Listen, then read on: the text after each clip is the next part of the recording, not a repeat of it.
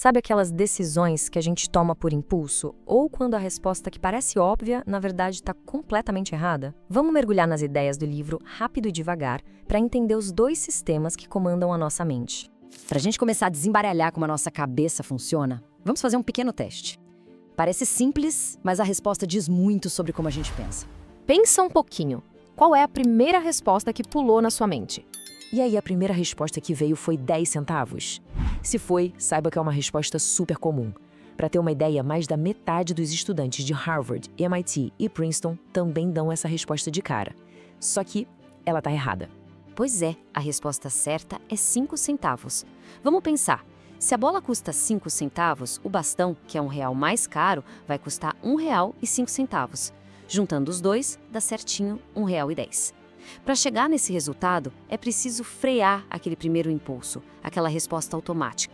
Essa sensação de ter uma resposta fácil, intuitiva, que vem na hora, e depois ter que parar para encontrar uma resposta mais lógica, mais difícil, essa é a chave para uma ideia muito poderosa sobre a nossa mente. O livro Rápido e Devagar basicamente diz que a nossa vida mental é tipo uma peça de teatro. É uma história com dois personagens principais que estão o tempo todo interagindo dentro da nossa cabeça. Então vamos conhecer essa dupla. De um lado, a gente tem o Sistema 1. Ele é o herói da história, sabe? Rápido, intuitivo, age no automático. Do outro lado, tem o Sistema 2. Ele é o coadjuvante pensativo. É lento, analítico, pensa bem antes de agir. E esses dois sistemas não trabalham de qualquer jeito. Eles têm uma divisão de trabalho muito clara e a gente vive isso o tempo todo no nosso dia a dia, mesmo sem perceber. Por exemplo, quando a gente bate o olho na foto de alguém com raiva, a gente sabe na hora o que é. Isso é puro Sistema 1 em ação. Ele funciona sozinho, gera impressões, sentimentos, sem a gente fazer esforço nenhum. Agora, tenta fazer essa conta de cabeça. 17 vezes 24. Sentiu o cérebro dando uma esquentada? Esse esforço, isso é o Sistema 2. Ele cuida das tarefas que exigem foco, atenção, como esses cálculos mais complexos. Normalmente, essa parceria funciona que é uma beleza. O Sistema 1 dá os palpites e o Sistema 2, na maioria das vezes, só carimba e aprova, para economizar energia. O problema é quando eles discordam. O que será que acontece quando a resposta automática do Sistema 1 atrapalha uma tarefa que o Sistema 2 está tentando fazer com calma? Vamos ver esse conflito na prática. Olha para a segunda lista e tenta falar em voz alta a posição de cada palavra, e não a palavra em si. É bem mais difícil, né? Isso acontece porque o nosso Sistema 1, que é o leitor automático, que é ler a palavra, e entra em choque com o Sistema 2, que está tentando se concentrar na posição.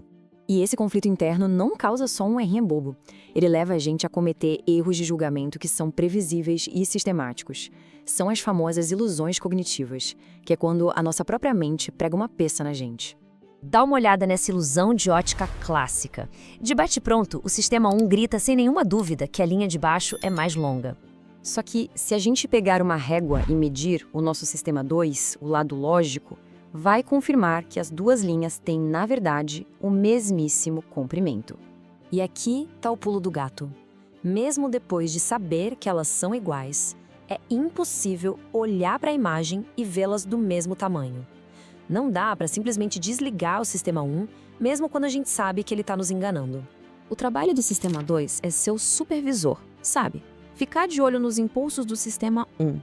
O problema é que ele é um supervisor meio preguiçoso e a energia dele acaba bem rápido. Fazer esforço mental cansa, de verdade. É como um músculo. Quando a gente está com o cérebro cansado, a nossa capacidade de pensar com clareza e de tomar boas decisões vai lá para baixo. E aí, quem assume o controle é o impulsivo Sistema 1. E isso não é só teoria. Um estudo impressionante com juízes mostrou as consequências bem reais e sérias que essa fadiga mental pode ter no nosso dia a dia. Os resultados foram chocantes, para dizer o mínimo. A taxa de aprovação para pedidos de liberdade condicional era de uns 65% logo depois que os juízes faziam uma pausa para comer. Mas, conforme o tempo passava, essa taxa ia caindo, até chegar a quase zero um pouco antes da próxima pausa. Ou seja, um Sistema 2 cansado e com fome não tem energia para analisar um caso complexo com cuidado. Então, ele pega o atalho, o caminho mais fácil, que nesse caso era simplesmente negar o pedido. Então, a grande lição aqui não é para a gente sair desconfiando de toda a intuição.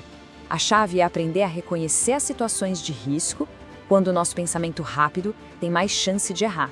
É saber a hora de parar, respirar e chamar o nosso sistema 2, mais analítico, para o jogo, principalmente quando as consequências importam. E isso tudo deixa uma pergunta no ar para a gente pensar sobre a nossa própria vida, né? Em que momento será que o nosso controlador preguiçoso está tomando uma decisão importante por nós só por ser a escolha mais fácil?